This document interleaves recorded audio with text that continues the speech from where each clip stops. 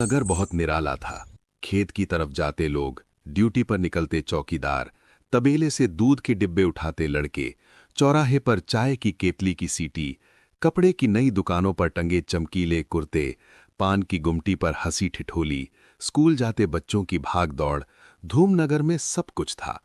और उसी धूमनगर की बस्ती वाली गली में टीन की छत वाली एक किराए की झोपड़ी में रहता था साहिल, अपनी बीवी सुशीला के साथ।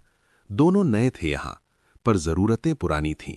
जल्दी कीजिए सुशीला, मुझे लेट हो रहा है। आई, बस पानी भर दूं, फिर आपके साथ निकलती हूँ। आज 3 मिनट भी लेट हुआ ना, मनोहर फिर बिजबिज करेगा। मालिक की जुबान ही गंदी है, दिन भर बस ताने।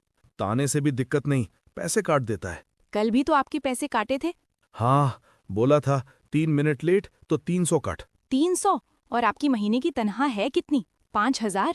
हाँ, 5,000 में घर का खर्च कैसे चलेगा? किराया देने के बाद राशन के भी पैसे नहीं बचते। इसीलिए तो रोज सिर भारी रहता है। और ऊपर से वो लेट लेट का बहाना, जैसे हम मजे में लेट होते हैं। आप रहने दीजिए, आज बस किसी तरह दिन निकल जाए। दिन तो निकल जाएगा, पर पेट? शाम को देखेंगे। ये लीजिए 2 सूखी रोटी, आज इतना ही। ठीक, और आप किसी से उधार मत लीजिए।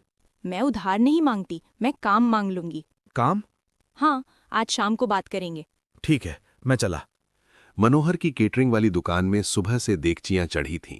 मटन की खुशबू हवा में थी, पर कामगारों के मन में डर। ओए साहिल, आज फिर घड़ी घर भुलाया क्या? मालिक, बस रास्ते में। रास्ता नहीं, बहाना। काम चाहिए तो समय पर आना सीख। भैया, आज तनख्वाह का दिन है, ध्यान से। ध्यान से तो हमेशा रहता हूँ, पर ये आदमी। क्या फुसफुस कर रहा है? कुछ नहीं मालिक, बताइए। ये मटन काट और देख, एक टुकड़ा भी नीचे गिरा है तो पैसे कटेंगे। जी। मालिक, मसाला कम पड़ रहा है। तो अपने घर से ले आ, यहां सब फालतू खर्च क्यों होता है? मालिक, मेरा घर। चुप, काम कर। देखा, ऐसे बोलता है। सबको ऐसे ही बोलता है, और फिर कहता है कोई टिकता नहीं। दोपहर बाद मनोहर ने सबको लाइन में खड़ा किया। नोट ऐसे गिने जैसे एहसान कर रहा हो। साहिल, इधर। जी मालिक। ये ले। मालिक, ये कम है। कम? तू मुझे हिसाब सिखाएगा?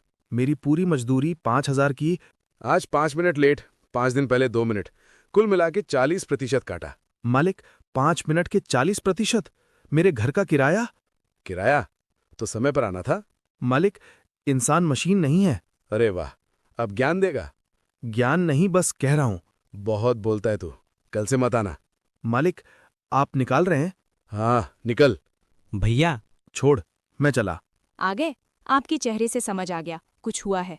मनोहर ने आज 40% काट लिया और नौकरी से भी निकाल दिया। क्या निकाल दिया? हाँ, आपने कुछ कहा? बस इतना कहा कि इंसान मशीन नहीं। और वो भड़क गया? उसका भड़कना रोज का है। सुनिए, अब मैं भी काम करूंगी। आप?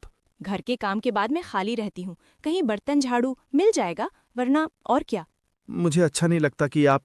अच्छा बुरा पेट नहीं पूछता, मजबूरी पूछता है। ठीक, लेकिन संभल कर। धूमनगर में मीठी बात में भी फंदा होता है। फंदा? मना कर दिया। तीसरे घर में मालकिन साक्षी थी, और उसी वक्त उसकी दोस्त सोनाली भी आई हुई थी।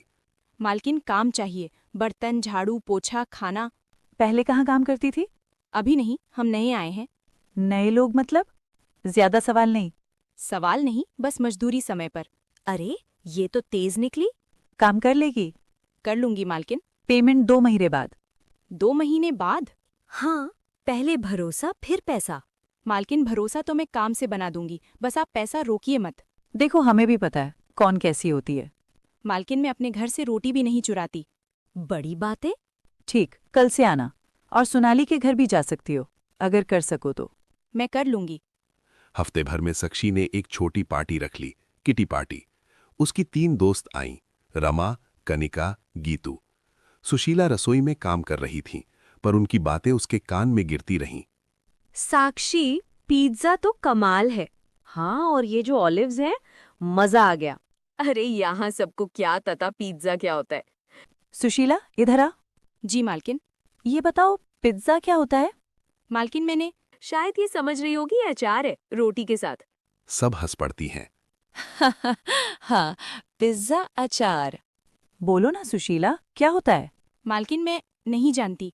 देखा, इसलिए कहते हैं सबको सब नहीं मिलता। अरे छोड़ो, ये लोग क्या समझेंगे। हंसी फिर चलती है।